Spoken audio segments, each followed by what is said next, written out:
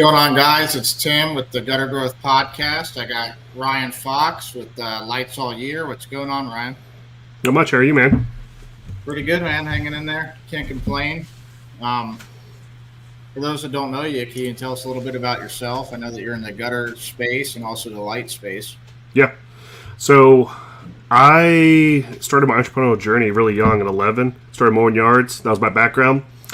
Did that in through probably my early 20s, and then me and my business partner Brett now started True Removal and Landscaping Company in '09, actually. And so we started doing that, and then that's how we got into Christmas lights. Is we're like, we need something in the wintertime to supplement our income.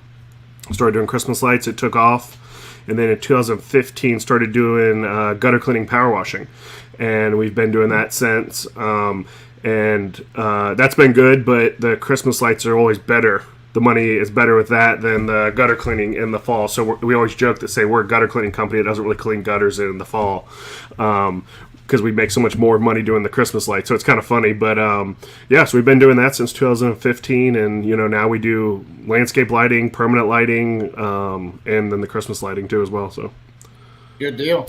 Yeah, you're going to be speaking at the summit. I think you're yep, going to be talking on, what is it, leadership stuff? leadership, yeah.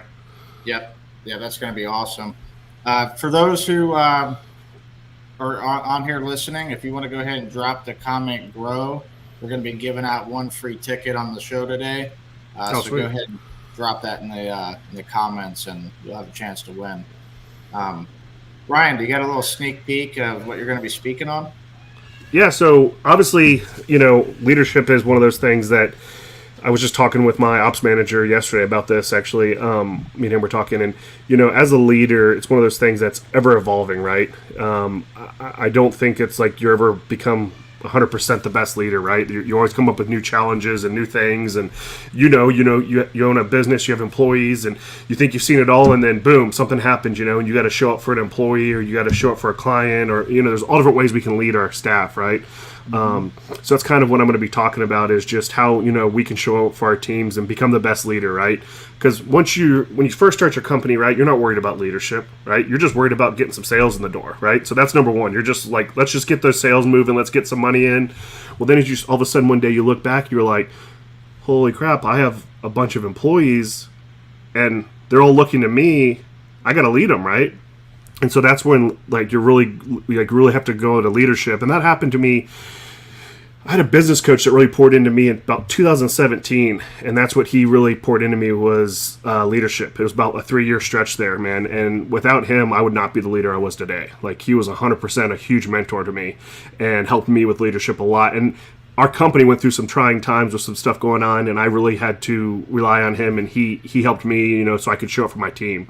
So I'm really wanting to, just help other people and pour into them about, that somebody did with me, and say, hey, look, there's times where you're going to be tested. It's going to suck. Being a leader, I tell everybody all the time, it sucks sometimes. Let's just be honest, right? You have to make decisions that's better for the whole team, but it's not good for one person, and that's a terrible part of being a leader. Then there's the great times that's being a leader, that you get to, be the team and lead them and say, hey guys, let's run ahead, and I'm gonna show you all the way, and you get to blaze the trail and show your team, and everybody's excited and on board. So you have your highs and you have your lows. But there's a saying, I'm going to botch it. I'm not in my office. If I'm in my office, it's right across from where I'd be able to read it. But it says something like, leadership is being being a great leader. So when you're gone with your absence, that they still feel your leadership even though you're not there. And so I always remind myself, I have that right in front of me every day. And so I always think about that, even if I'm not here for a week or I'm gone, that my team is making those decisions based off of the leadership that I've already given them, And so there's a lot of different ways we can do that. It's your core values, your mission statement, that is what we hire within our company. I can teach anybody to clean gutters, put up Christmas lights, all that kind of stuff. I can't teach them those core values and our mission and all that kind of stuff. If they're in line with that, then I can teach them the other things, And so that's really what we look for at the end of the day when we're hiring people. trying to find people that you could create leaders out of. Yeah. And then within that, there's two different kinds of leaders. There's leaders that can lead non-leaders. So that would be like a crew leader could take other people below them and lead them. And that's great. And then there's people that lead other leaders. And those people become your like leadership staff, that you really rely on. And they're the people that are leading all the other people below them in your company and their division, right? And so when you start seeing that in your company, then you can be like, oh, wow, this person has that leadership ability to lead other leaders. And then so they'll move up the ranks in your company. You can kind of help lead the leaders. Yeah. Yep. Exactly. What's one key thing, like when you're hiring someone, that you look for to make sure that they would be a leader? So it's actually a funny question, but the one question I love is, are you a leader or follower? And you think everybody would be like, I'm a leader, but they don't. And a lot of people are like, there's people that are, I'm a follower. And it doesn't mean I'm not going to hire them. It all depends on the role, right?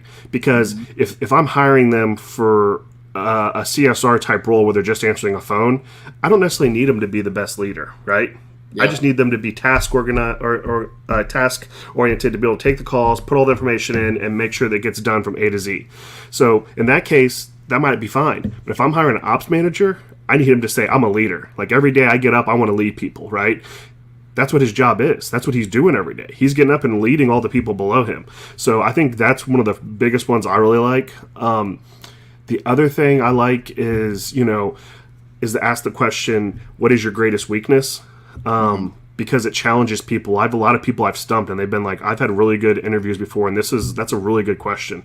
So what's your greatest weakness? Because I ask people that, it makes them stop and think. And so people will tell you, they have to kind of get vulnerable, right? And so then they'll start talking about it, and then they'll sometimes tell you even more than they would normally have told you, because it kind of makes them vulnerable, people get vulnerable, then they kind of tell you the truth. They'll open up. Yeah, they'll open up more. So that one's always been a really good one. We have our core values and our mission statement printed off, and they're in little picture frames in our conference room. So when they walk in, I show them that during the interview and have them read it. And if they read it and they're just like, oh, okay, I'm like, But if they read it and they're like, oh my gosh, I love this one. Like, I love extreme ownership, or I love that, and they talk about it, then I know they're in the right seat. They need to be working with us, because they're bought in already just by reading those core values. And so it sounds silly, but we just hired a new office manager. He's in his third week right now, and I let our other one go after 5 years, talking about leadership. That was, right there where my leadership had to step up. What? That was a hard decision, right? Oh, yeah, it was. It wasn't easy. And the new guy, when I had him in there and I showed him the core values, that's what he did. He talked about two of them. He's like, wow, I love these two. This is awesome. This, I could definitely get behind this. Like, this is great. And so right then I was like, this is he needs to be on the top of my list. Like one of my top three, I'm like, seriously thinking about hiring because of that reason, So it's little things like that, starting out, especially interviewing, if you haven't done it a lot, it's hard, People put on their best face when they're getting interviewed. So you got to ask them questions to make them open up and feel vulnerable. You need to look at their Facebook. You need to try to see if they have an Instagram. If they have a LinkedIn, you got to try to find stuff about them. I don't want to say find the dirt, but you want to see if there is anything out there. As you do more and more, it's it gets easier, I guess. It's not my most favorite thing to do, but the key leadership positions, I definitely handle all those ones in the company right now. I read something the other day that checking their Facebook is like 95% accurate to what their real personality is like. I believe it. Yeah. Yeah. And some people try to change their name. So you have to search by just their last name and look through photos or stuff. I've seen people use their husband's name on there or something like that, and they'll change it. And so I found people that way and stuff. You just got to kind of be smart. You're like, what would I do if I was going to switch my name up to apply for a job? Or you look on their LinkedIn and it'll sometimes give you clues, or you can find the email address, and sometimes they use their email address as their name or so. It's weird. It's you kind of have to be an investigator, and so. Yeah. Has it ever made you to say, hey, I don't want to hire that guy? Yeah. I found stuff before. Yeah, I've definitely found things before, and stuff they posted or something. I'm like, oof. They were really good until I read this, I saw this, and now I'm not, I'm not hiring them or something. And, so I also had a lady, she was in my top three, and my salesman came to me and said, hey, Ryan, she lives in the same city as me and him, right down the street from us. He goes, I know what neighborhood she lives in. I asked my buddy that lived in there, and he said, don't hire her, that she likes to drink all the time. And she's always causing issues on the Facebook page and at the pool. And I was like, thanks for the info, bud. He's Good like, to yeah. know. Yeah. So, I mean, because he's bought in, right? And so Yep. when he was bought in, then, so that just shows you he was bought in because he's cares about the company, right? And so I didn't even have to ask him. He went and did that himself and brought me the information, so. Yep, no doubt. Leadership's definitely something that everyone needs to consider when building their companies. So I'm definitely excited to have you at the summit speaking about it. Yeah, no, I love leadership. I mean, I know it's something that me and John Majek have talked a lot about over the years, and I know he loves it as well. And it's one of those things that I don't think when I was younger I really realized that when I was leading in the sense that I was. I think I was just doing it, and it kind of came natural to me as a natural leader. But it was one of those things that you have to hone in and it becomes like almost like a craft, that you can get better at it. And so it's something you have to work on and consciously be thinking about it, because once you start scaling your company, just like that's what your main role is at that point. Like that's what your main job is every day, is to be the leader of the company, and everybody looks to you, and everything below you is you're leading them. So. And there's different levels to it. Seems Yeah. like there's always another level of leadership. You're never going to have it nailed down all the way. No, this is literally what we were talking about yesterday. Me and Chris, my ops manager, we were talking about that yesterday, the exact same thing. And so that's what I told him. And he's like, I don't know. He's like, I feel like I'm a pretty good leader. And his whole background was he worked at Chick-fil-A, and I stole it from Chick-fil-A, and he went through the whole corporate leadership training and stuff. So he's a really great leader. And I told him, I said, Chris, you being here makes me a better leader. And he's like, no. And I'm like, yeah. Like, you're a really good leader, man. I was like, you challenge me to be a better leader because I see what you do, And he's like, really? And I was like, yeah. I was like, sometimes you lead up as well. You can help the people above you, even though you're in a position below them. You can help the people above you as well. In that sense. So, leadership. Yeah. Yeah, I was reading about that the other day. Extreme Ownership was talking about that. That's one of my favorite books, man. I tell everybody that we get hired on, I tell them to read it. That's one of our core values, actually, is extreme ownership. And so, it's a great book. Yeah, and so I actually tell everybody, I'm like, you need to read that book. I'm like, because at the end of the day, we all have to be accountable for what we do in our own life. There's nobody else that can be accountable but you. That's another thing they would say. There's no bad teams, only bad leaders. It's true. Most people, do you know this? Most people leave their jobs not because of pay. They leave their jobs because they don't like working for somebody or with somebody. And so it has nothing to do, like, I think it's like some statistics, I don't remember exactly, but I want to say it was like 75-80% of people leave because that's why they leave. Yeah. Nope. They might say it's money, but it's not necessarily money. It's they just didn't like somebody on the team, or they didn't like their leader or whatnot, manager. And that's a different thing too. And I was kind of going to talk about that on my thing. There's a difference between being a manager and being a leader. And a lot of people think, "Oh, I'm not in a leadership position. I can't lead."